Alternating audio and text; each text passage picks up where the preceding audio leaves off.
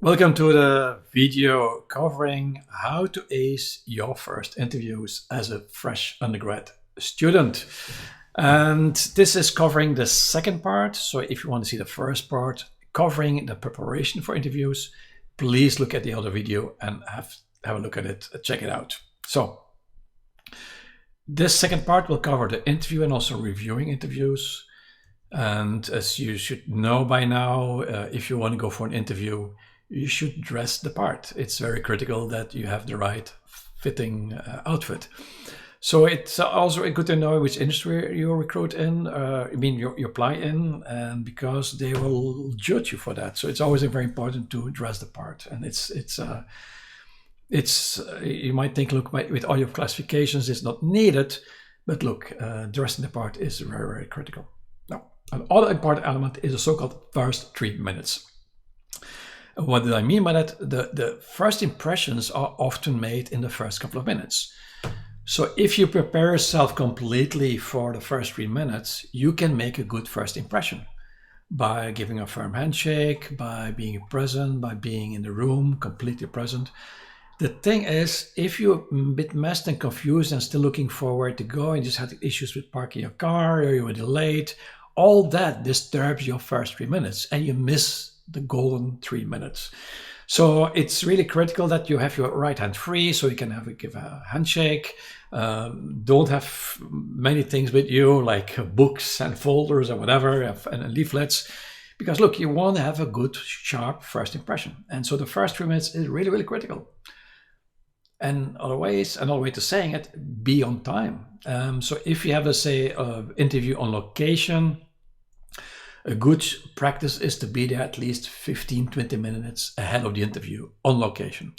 It might be that they still have to go to a certain floor or room, whatsoever, but 15 minutes is a good benchmark.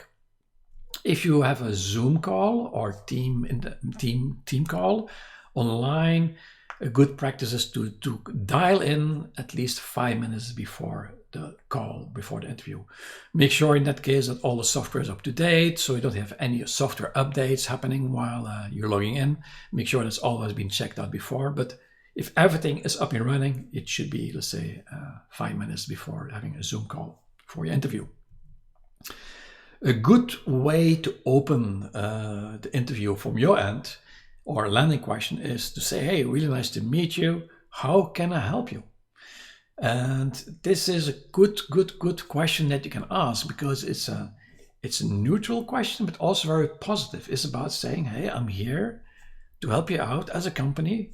I applied for and I'm interested. So how can I help you today?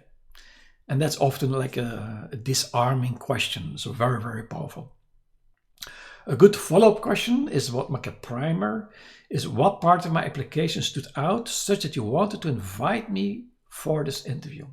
So basically here you are already pointing out to the positive elements, what they liked. And by hearing the answer, you have a good idea of, okay, hey, these are the elements that really stuck out, and might be other elements that you were thinking of. But that's a good indication that to know, okay, what was important for them, and take that with you in the next round. So when there's an interview, I mean, please go with the flow. Don't try to steer the interview. You are an interviewee. You're invited.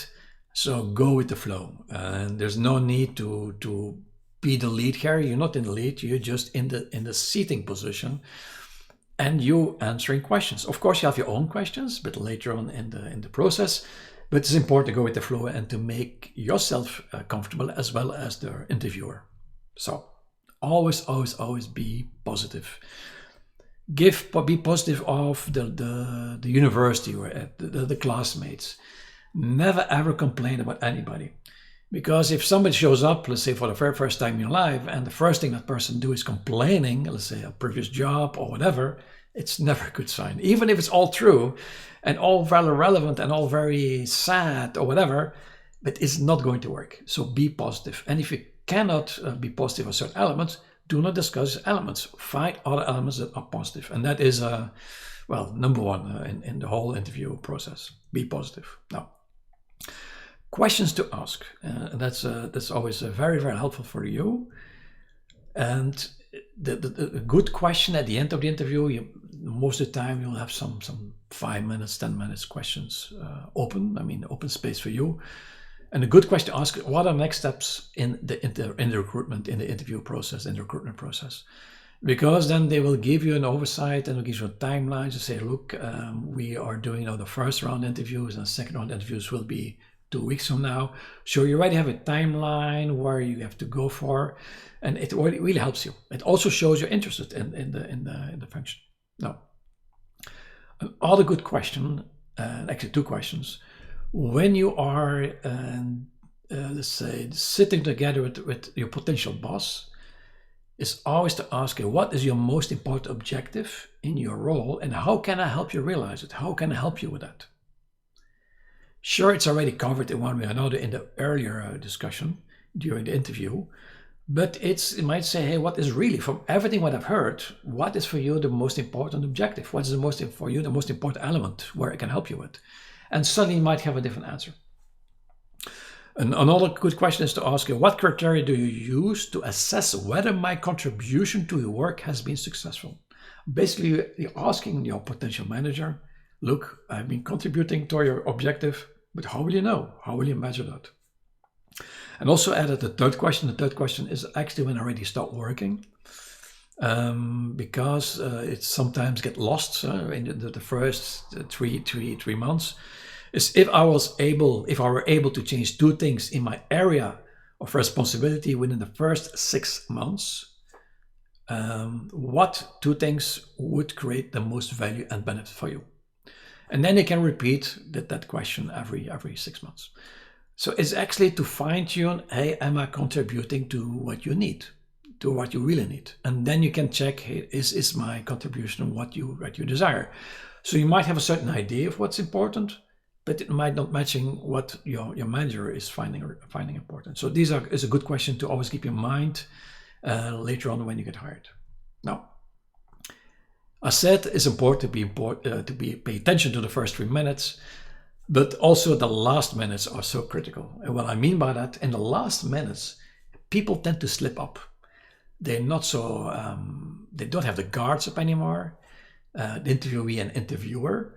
So often stupid things get said, also by the interviewer. And you might find out things that you didn't know about because they slipped something. And it happened to me quite a few times that at the end of the interview, the interviewer said something and I realized like, oh, this is not a good sign. So it's good to be very much aware that you stay sharp until the very end, meaning that when you have left the building. And even when you left the building, be very correct with everybody. When you leave the building, be very correct, polite to the assistants, I think, etc., etc. So always be very, very much aware that after 1 hour, your focus tends to drop and then mistakes happen. So be very much aware of that.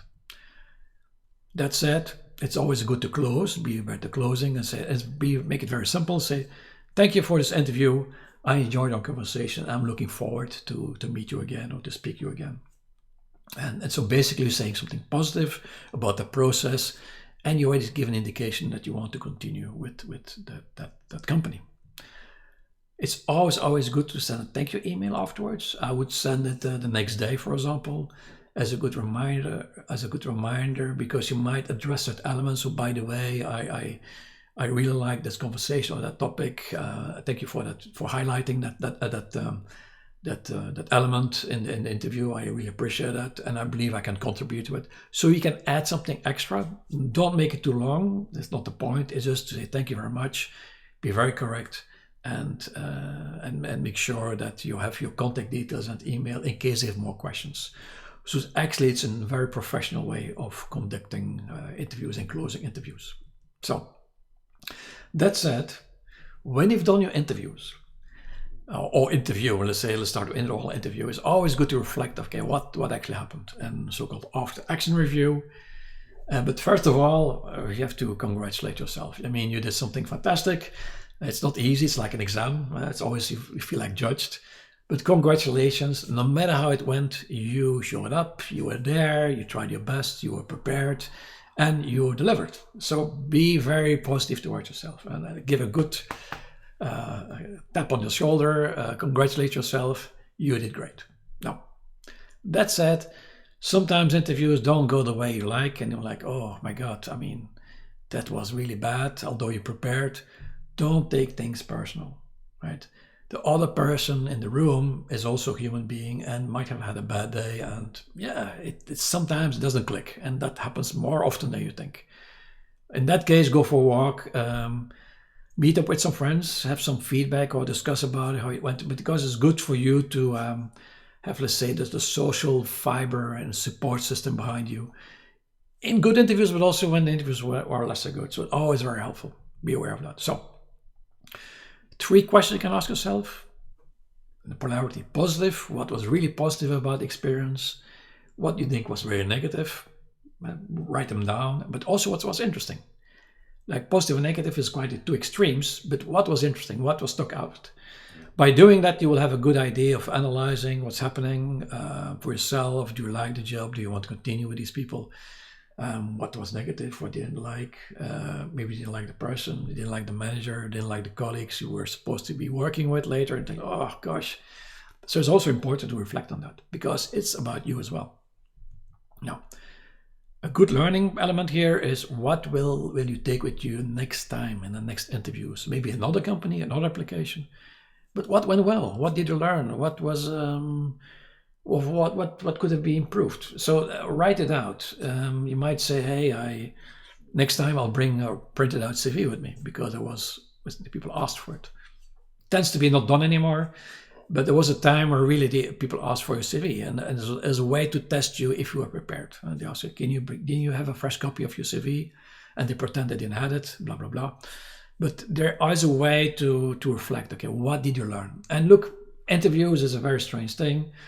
There's always something to learn. There's always something to improve. And even with the best preparation, it doesn't always go the way you plan. But nevertheless, okay, what will you take with you next time? So keep it as a learning moment instead of, let's say, a negative way of looking at things. Now, the other thing to ask yourself, was it correct? Was the interviewer correct? Were the way you were received in the company, were people correct? What did you see what was not positive? Because it's also important to reflect on that. Because at the end of the day, you will be investing a lot of time and energy in an organization that might be very toxic. It can happen. Of course, it doesn't happen always, but it happens occasionally. So it's important to check and reflect, okay, is this something, an environment where I can thrive and where I can grow as an individual, that I can contribute?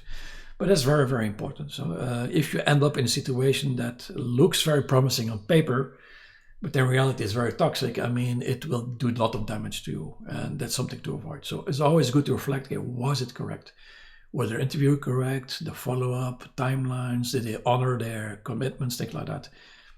It's very correct in timing, things like that. It's very, very, very important to reflect on that. Now, there are red flags, and that is something in any interview. It happens that you see something, oh, that is not so positive. Be aware of it. I'll give a list, and this is not a complete list, far from it, but it gives you some ideas of what can happen during interviews and you need to be aware of. So, red flags, and I wrote some of them. The first one, being late as interviewer. Surprisingly, it happened to me quite a few times, especially online, that the interviewer was late. And sometimes 6 minutes late, 4 minutes late, but when you only have a 30 minutes time slot, it's already a big chunk of your time that's taken away, and it's not respectful to you at all. Other thing can happen is that they say it's an interview of 1 hour and they cut short in 45 minutes. They keep it very short because whatever reason had an appointment. Again, that is saying you that we don't respect your time or the committed agreement. Never a good sign. All the interviews I had in my life where the interview was late, they didn't turn out well. I mean, and actually the second line was interviewers became arrogant, actually. So they were already late, and then they were arrogant as well. I would think, like, come on, this is not a good sign for the company and for the person. So what can also happen, and it happens, is trying to downplay your contributions.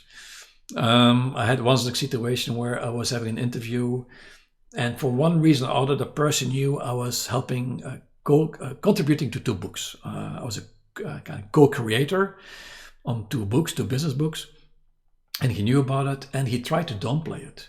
And I was thinking, this is weird. I mean, this is a little success story. Not many have that experience. And he tried to downplay that experience. And then I realized, this is really bad. If the guy cannot really be happy with your success, then how will he be happy when you work together with that person and you have, let's say, good progress in a project? These people will try to sabotage you in one way or another. I mean, this is not a good story. Other one, aggressive jerk style of interviewing. Occasionally it happens that they are really, really aggressive and they don't give you time to respond. And what about this and what about that? And, I mean, if they do that, it's first of all, it's game over. You have to realize that. You stay polite and correct and positive, but you have to understand, okay, I mean, this is a closed case. I mean, this is bad for the company they represent. First of all, very bad for the company they represent, because it's a very small world, by the way. But it's not a good sign. No respect to you. Again, it's all related also to their colleagues. If you see the interaction between colleagues among each other, is it aggressive? Is it negative? Is it toxic? It's not a good sign either. No time left for your own questions. It happens that they are so busy with asking what I find important as interviewer, and they don't give you any time for your own questions. Then you realize that, well, if they don't care for you, that's not a good sign. If they're not considered or not have respect for your time, it's not a good sign either. Other cases where they don't read your CV, it happens more than you can imagine. Sometimes inappropriate personal questions can happen. Also, or aiming to steal ideas, insights. In the last one, sometimes happened in one case that I was in a company applying for a position for a project. It was innovation related, and they were asking to make a presentation on ideas for a certain business case. But I realized very quickly they were not interested in me applying. They were just interested in the ideas I was presenting. And I found out from somebody else that they're using all the interviews to collect data for their client. So it's very unprofessional if you see that happening. That was a company in Antwerp doing innovation. I was really, really shocked when I found out they did that. So that happens, by the way. Yeah. All red flags is unfair questions, like making you guess the direction. Like the questions are so open, but from the 1,001 answers you can give, they only want one specific answer. I mean, this is basically playing with you, controlling, domineering style. They're trying to control you, whatever you do, and you say, no, it should be like that, it should be like that. Are they avoiding eye contact? That's a good one. Are they looking away like that? But at the same time, they're nasty. Come on, then they know something is wrong. Golden standard. What I mean by that, their view on the world, their perception is the only correct one, and you are wrong, and you have to prove it to them that you match up with their standard. It's the golden standard. It's a bias, a very strong bias. Another one is shifting standards. So they ask you to apply an A, and when you apply an A, they say, well, I actually want to answer on topic B. So they shift their standard. So I mean, it's basically cheating.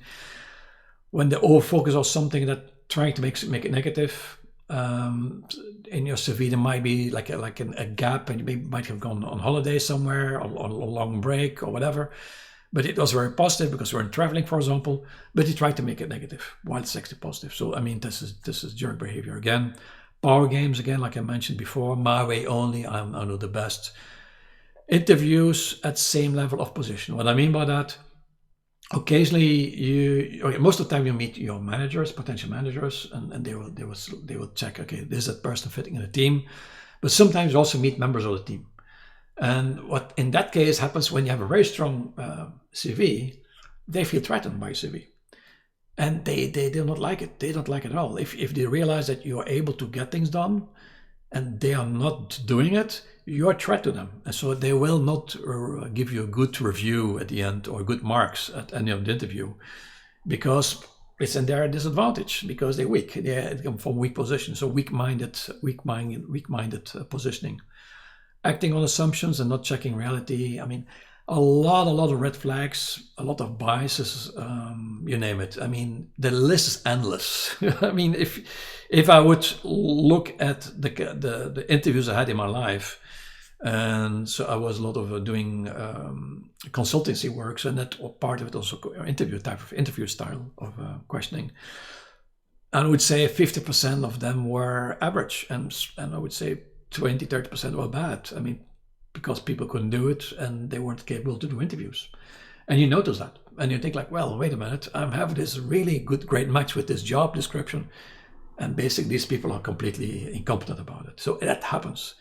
When there's a red flag, when you see red flags, and a couple of them, you have to realize they already made a decision about you. I remember once I was in another situation where I entered the room, and from the first glance I could see this person had already made an opinion. And I knew, I mean, sure, I was sitting there with somebody else for, let's say, 1 hour and a half, but I already had a good idea that she didn't want to hire me at all. And the questions he was asking already, she was trying to downplay my contribution. Then you know, okay, that happens. So when there's a red flag, the decision was already made by that person before you even enter the room. So be aware of that. So again, as you understand, this has nothing to do with you. Absolutely nothing to do with you. This has to do with the person interviewing you, and sometimes also the culture of the company or the company itself. So be aware of that. So these are red flags, and basically it tells you run away as fast as possible from that company, from that position, and find something else better. So like I said before, don't take things personal. Go for a walk and meet up with some friends to discuss about it, because sometimes it's really bad, and look, it's nice to have some feedback on that, or have this discuss it with a friend.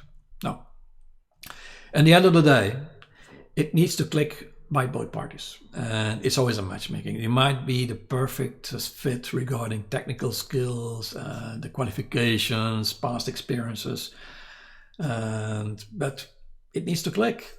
If you have a manager and realize, like, that's not going to work, it will not work. So, and that is something you need to realize. It's just a click. And if the click is there, fine, you move forward. You most likely will have the job. But then if it doesn't click, I mean, that's part of life. So it's a number game sometimes. So you apply and then realize that, hey, it doesn't match out. It doesn't work out. No. Interview is also snapshots in time. What I mean by that, especially when you get more and more experience, an interview is only a snapshot, and they give you this very small window, and in that window they have to see you the way you are, and this window opens, and sometimes whatever happens, the way they ask questions, or the way you thought the question should be answered, or the way you reflecting on it, you might go in a different direction, and therefore you miss an opportunity. So it's just a snapshot in time, and there's nothing personal about how you are as a person. Because look, if you look at who you are and what you've done in the past and how people think about you, the judgment of one interviewer or company, it doesn't make you. By the way, they're not the golden standard. So be aware of that. Now, most interviewers and companies even have no clue. What I mean by that, like I mentioned before, most interviewers are not trained in how to interviews. I think from all the interviews I've done in my life, I can count them in one hand where people are really, really, really good. Really structured, balanced, structured, and giving you the opportunity to show who you are and how you think. And it's very, very rare to meet somebody. It's not a common thing. So, and the other cases, the interviews have no clue, meaning they are missing good candidates, and that happens very frequently. A lot of good candidates do not get the right position, but also companies lose on that regard, because they have interviews in place that are messing up. So be aware of that. And most interviewers and companies have no clue what they're doing regarding interviews. I mean, it's mind-blowing how bad it is. So that is an element that I've observed in many companies. And it needs improvement, but for one reason or another, nobody is willing to work on it. They go very, very, The present way of approaching interviews is very, very, very bad, actually, and it's a sad business, actually. So there's work to be done there from the part of companies and human resources. Okay, that's it. I met a lot of great companies and a lot of great human resources and a lot of great interviewers as well, and great managers, but it's really rare. It's not a common thing. No. A reference I can recommend you is Give and Take from Adam Grant. So this is about how are you as a person. Some people are takers, some people are givers. And people think like, oh, takers, they would always gain everything because they take. But actually it's not true. The way he describes it, like people that give, but under certain circumstances. people that give end up in the first place and being successful. Then you have the takers, and then also you have again the givers. But these are the givers that give no matter what. And you need to be careful. So if you have a natural inclination to give, like I have it, I'm quite easy in giving things. And you need to be a bit cautious about that. So if that's an issue for you, please read this excellent book by Adam Grant. And he wrote some other excellent book, by the way. That will help you also to balance out of if you start working in a company where people are taking and giving, how does it work out for you? This will help you to give some structure in your thinking, and it will help you a lot in your life as well. So that said, as you notice that interviews is about preparation. It's about doing the interview itself and being in the moment, being present, but also reviewing about, reflecting about, hey, do I want to work for that company? Does it work out? And even every company is a different experience. So each time you feel like this young kitten here trying to find its way. And that's a very normal feeling. So that feeling will never go fully away. Although you'll be more skilled, but time to time you get surprised. You get an interview who is nasty and asks questions and like, what the heck does it come from? Or interviews that are biased, like, whoa, I never seen that type of interviewing yet, type of style yet. So that happens. So be aware of it. Don't take things personal, and make the best of it. So therefore, this short presentation on preparation, interview itself, and review, I hope it will help you out. Basically, with what you've seen here, you got this. You'll be able to move forward smoothly. With interviews, you'll be able to tackle 80 to 90% of the situation quite easily.